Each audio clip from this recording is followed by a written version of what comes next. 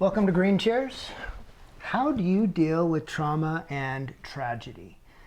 So we're going to be talking to MarthaJane today about her song, January Song. And it looks like rain. And tell us a little bit about that. Okay, so January Song was written in the spring of 2022, and it is not my first topless video. It's my second topless video ever. January Song was written as I was in recovery from my second bout with breast cancer. I had just had my double mastectomy. I was suffering from an infection. I was stuck. Now from here, it doesn't look like you've had a double mastectomy. You don't think so? You don't think so? Well, that's great. That's the point of the reconstructive surgery. And that was all such a huge process in 2022.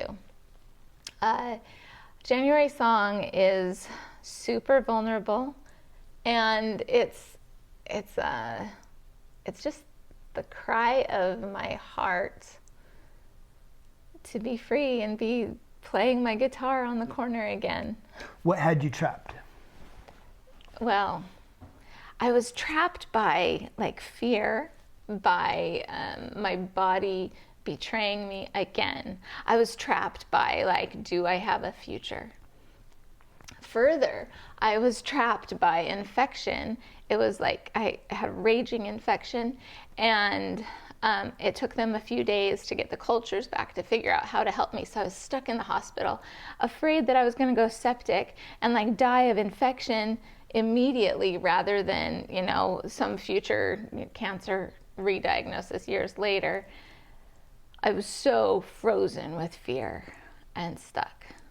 And also I was stuck in the hospital, and there was COVID that was still lingering, and so I couldn't have all the visitors that I wanted, and it was so restricted, everything. So there were complications with your treatment, with infection, not just cancer. And, right.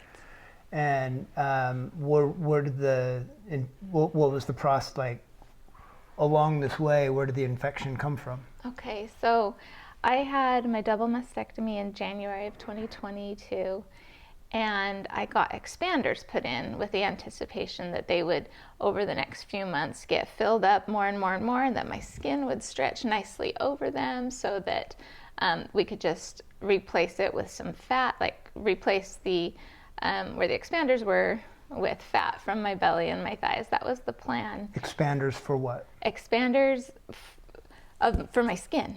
For what? I'm sorry, I'm not reading what you're saying. Well, it sounds like people who don't know may not know that you use expanders to recreate breasts. Gotcha. Expanders could be for lots of different Getting a new things. penis. So they put the expanders in, and people can replace where the expanders were with an implant to create a new breast. I was complicated in that way as well because of my previous breast cancer radiation that I just anticipated if I had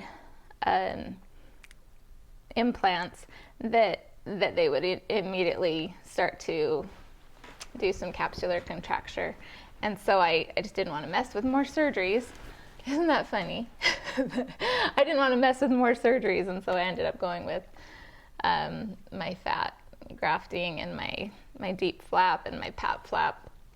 So many words. Okay, when I became a breast cancer patient twice, medical terms become my second language when it comes to my own body and my own experience. So I was there. I had my expanders. I had C. diff also. Yeah. Oh my gosh. Tell people what C. diff was. C. diff is like stomach problems, like anything you eat. It's just water. It just comes out water. And it was miserable. And I started getting a rash after my surgery. Oh my gosh. I don't like going back there. Sure. But it's okay, cause like I don't mind it, because the stories are so typical among 1 in 8 women. Mm-hmm.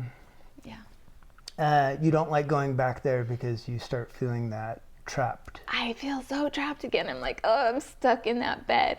And I remember the feeling that my body got from being pumped full of antibiotics that weren't even the right antibiotics, but they're like broad spectrum antibiotics, because that's what we just give everyone to hopefully start combating it while we wait for the cultures to come back.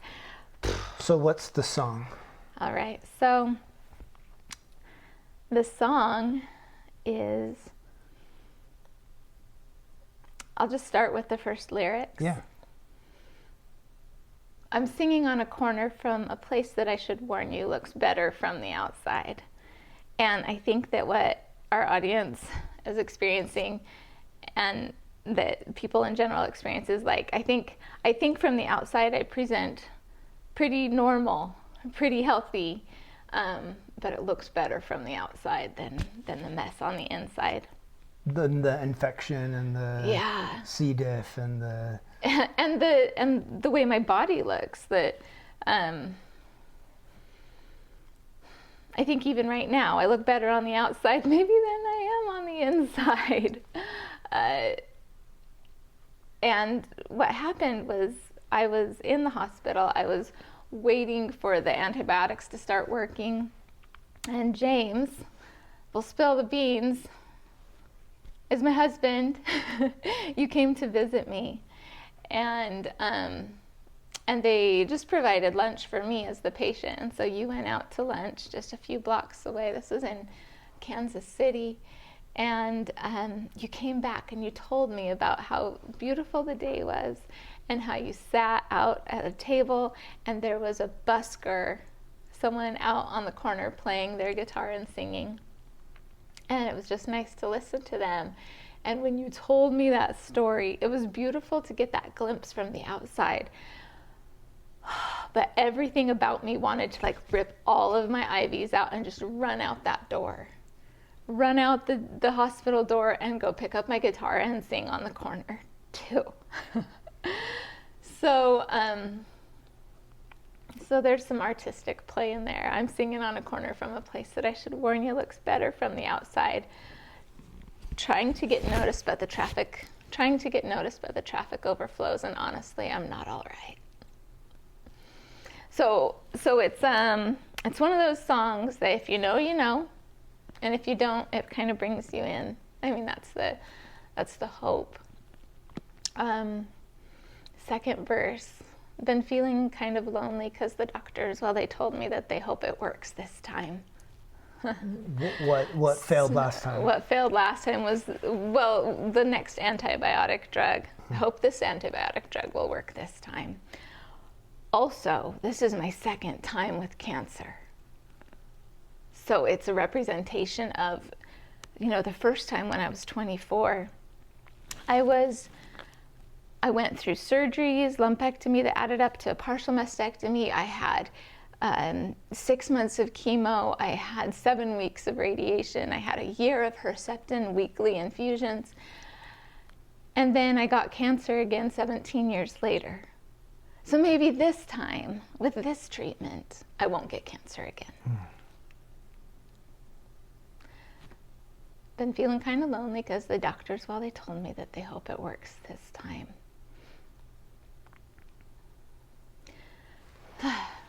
Yeah, and so you feeling alone, you can't get people to visit you like you want because of COVID. Yeah, there were even some friends of mine that came from out of town. They came from out of town, and the nurses wouldn't let them visit me because I had already had one visitor that day, and there was 2 of them. And so I could just pick which one of them could come in because that was the COVID protocol. And instead, I was like, F this. And I put a mask on, and I had him wheel me out to the parking garage where I could meet them because that's a better option. For some reason, like, protocol got in the way of wisdom, and I went out to the so parking garage. So you're like, you can't keep me in this room. No. I'm going to go. I'm going to go see my friends. I'm leaving. You know? Yeah. to get what I want. Right. Exactly.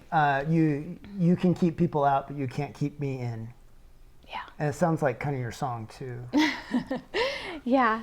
And something that's equally symbolic of the music video that you'll see is, again, I mentioned at the beginning that this song is topless, and it was like truly topless because I had a double mastectomy by this point, and the expanders that were in, they got infected, so I got explanted from the expanders, and so I was flat. And not only was I flat, I was terribly scarred. It wasn't like this beautiful aesthetic flat closure.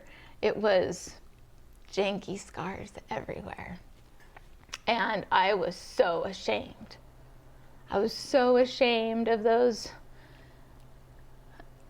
Scary. I felt scary. And like, I always want to be like a welcoming,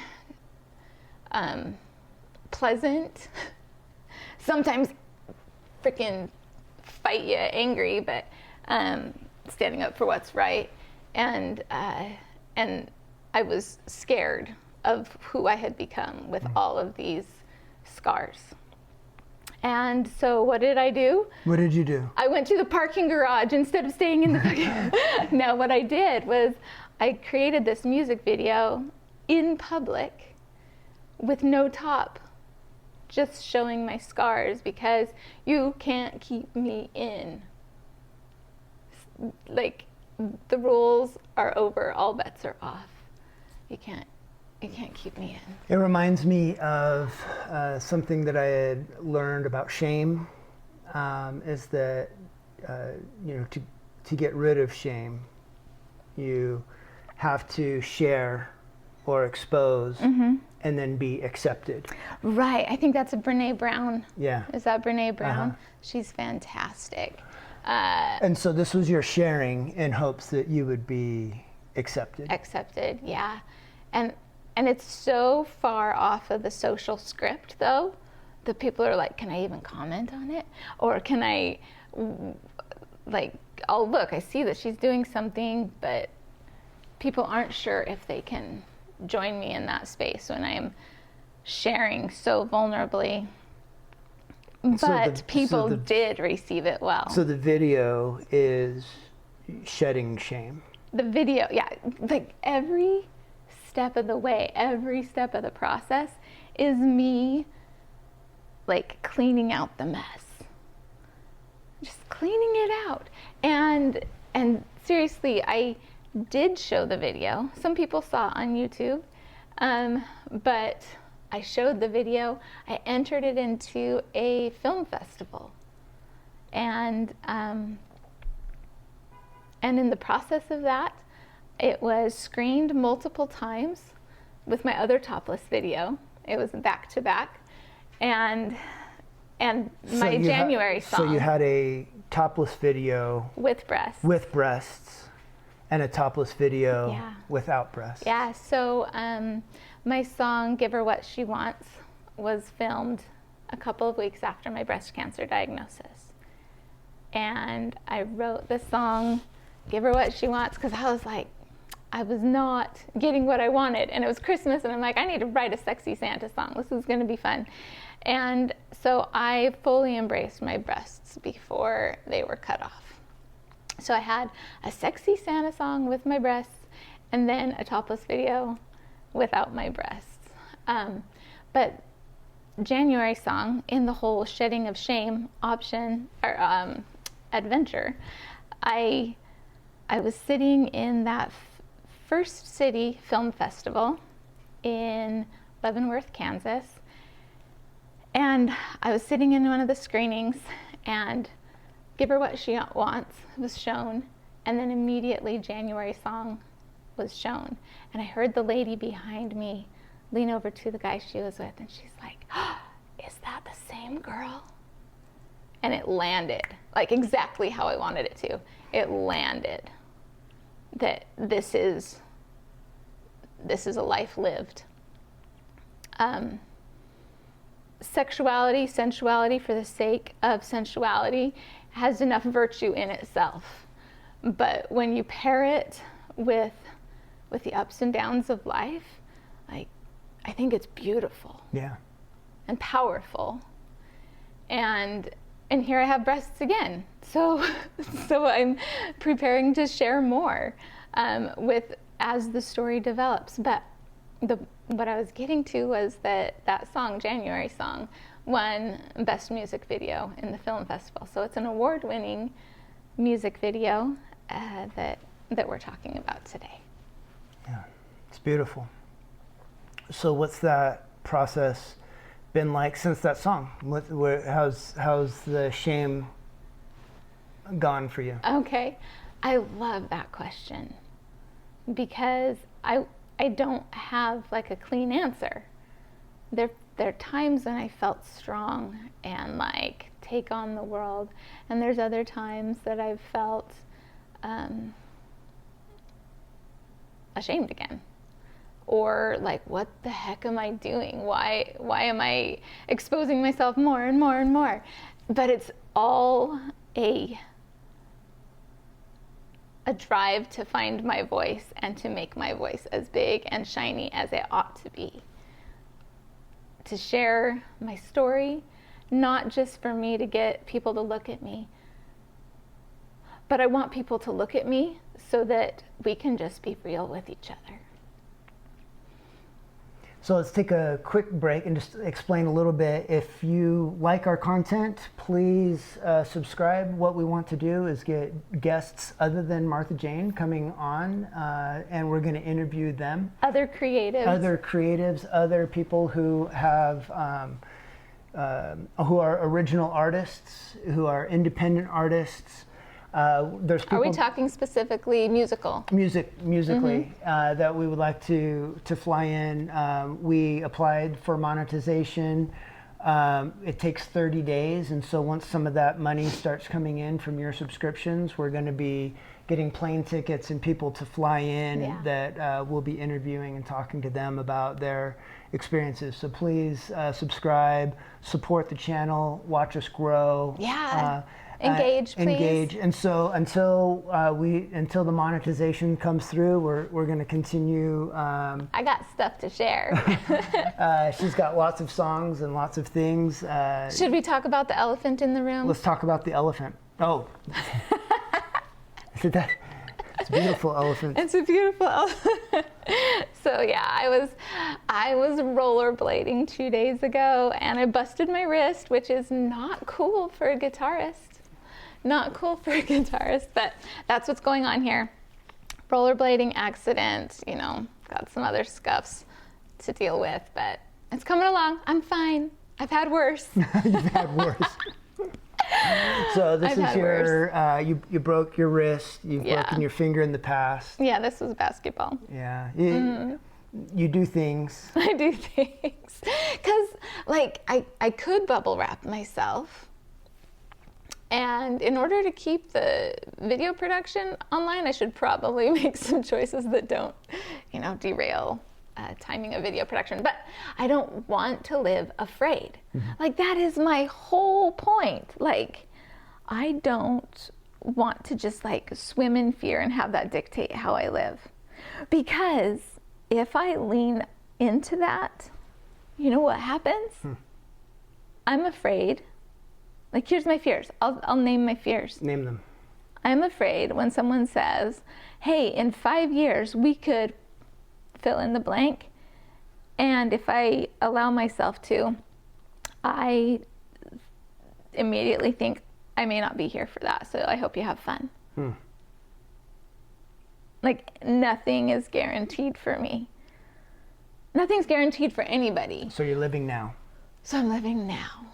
Yeah. And sometimes you break your wrist. And sometimes you break your wrist right before school starts. You need that hand for computer work. All right, let's get back to the song. The song. Are there any other lyrics that stand out to you that you'd like to emphasize? Yeah. So then, kind of the last parts of the verse is, I'm singing in the rain for a little bit of change. Yeah, a lot of things get strange at night. not gonna pack it in because the sun is getting dim. I'll be here until I can see the light. It sounds like a symbolism, metaphor in there somewhere. Quite some metaphor. Singing in the rain for a little bit of change. Like, yeah, I actually want change to happen in my life. And so it's not just a poor artist that doesn't get money, right? But singing in the rain for some change to happen in your life. You want to get out of that hospital bed. I do, yeah, and like daily, mentally out of the hospital bed as well. A lot of things get strange at night. There's some funny things that can happen when you're on antibiotics. I was starting to see colors and stuff. Like, whew. But the invitation at the end of the music video is for those who need to gather. Let's gather together and support each other. January song is a sad song. It's a song of like raw desire and emotion just to live. You know, there's songs of desire for sexuality, sensuality, like connection, body to body and skin to skin. But this song is a song of desperation to just live, to breathe free air, to play my music. Because that's like one of my core cravings. Do you think that without cancer you would be not living as much? I think yes. If there's some double negatives in there, but I think cancer gave me something to push up against. Of like, nope. I was down for 6 months, or I was down for 6 weeks or 4 weeks or whatever. I'm gonna spin up back into real living as fast as I possibly can. So this is just kind of occurring to me right now. Do you think that there is, like, nobody wishes anybody cancer or any kind of grave illness young? But I can imagine that people who have this when they're older, most people have breast cancer older, don't have the opportunity to live life after their cancer diagnosis, that even if they heal, they're not in a position to do topless, to make sexy music videos. Though we can all be sexy at any age. Hell yeah. But they may not be in a position of health otherwise. Sure. To be able to travel, do the things that they want to do, have the relationships, to live life, that you have the opportunity to have had cancer and have a long life to live pushing against that cancer diagnosis. So the question being, how would people live differently? No real question, just more of an observation that you have a long life to live, influenced by that cancer diagnosis, with vibrancy and ability to shine and ability to write and ability to think clearly.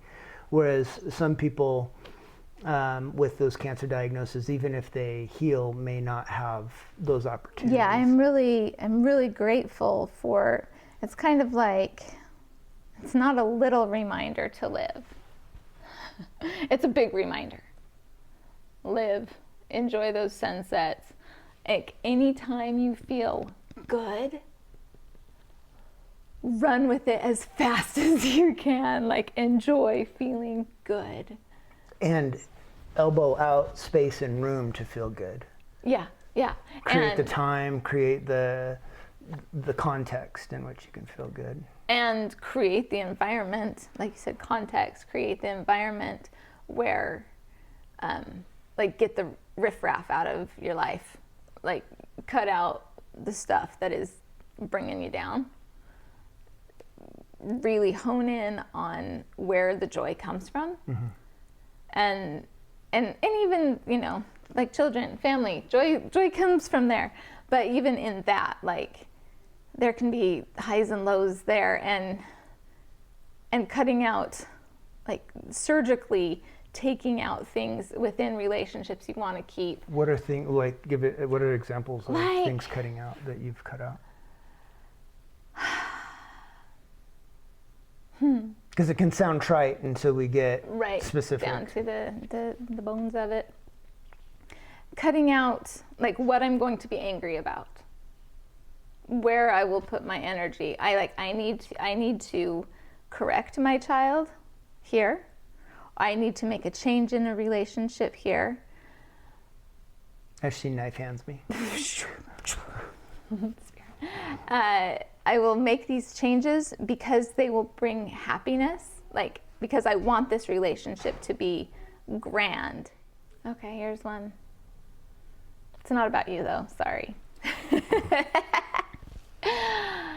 Some relationships, I used to give authority to those relationships. Whether it was in a religious context or like a parent-family context, I used to give them authority over my life. And I have decided that I want a good relationship with them and I don't want to be in a state of resentment. So I will approach those topics with them. I will talk about how this has become important to me. Sexuality, sensuality, sharing my body has become important to me. And this is what the path I'm on. And I would love to continue this relationship with you if you can be a supportive entity in that relationship. So cutting out authority figures that stifle you and becoming your own independent authority. Yeah. Is a path that you've taken. So that's a huge cutting out authority of a spouse, cutting out authority of religious figures, cutting out authority of political figures. Like, I'm going to get you out of my head. I'm going to get my parents out of my head. I'm going to get my siblings out of my head. I'm going to get my church leaders out of my head and like discover what's in here that is mine and protect my autonomy in that. And it almost sounds like that rebellion sparked in the hospital when they told you you can't have it's true. Like, you are not the authority. I am the authority of who I get to see and who I get to be with. I get to make my own decisions about how dangerous I'm going to be with COVID, and that you may not have had that authority feeling, autonomy in the past. Those are situations that the more I run into them and beat them, the more autonomy I get. But it's not easy saying no. Nurse, like, will you let me back in my room if I go out to the parking lot? Yes. Okay, then that's what I'm going to do. Like, going through that with success and getting what I want makes me have greater, it gives me greater confidence in who I am and what I can do. Like, I'm just waiting for people to stop me. Like, what kind of life is that? It's like tiptoeing through life. Are you going to stop me? Are you going to stop me? Rather than just like living.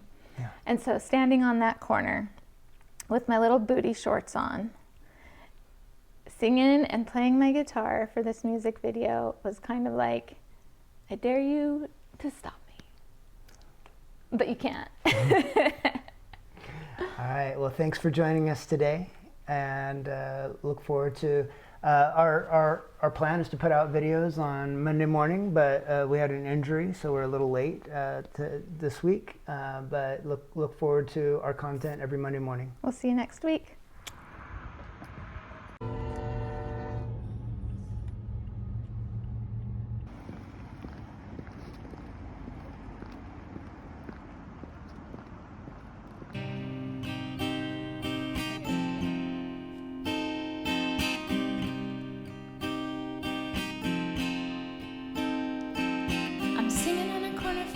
That I should warn you looks better from the outside. Trying to get noticed, but the traffic overflows, and honestly, I'm not alright. Whoa,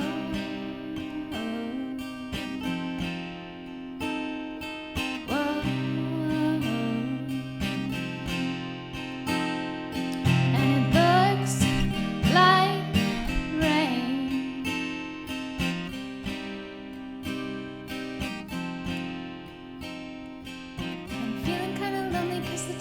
they told me that they hope it works this time.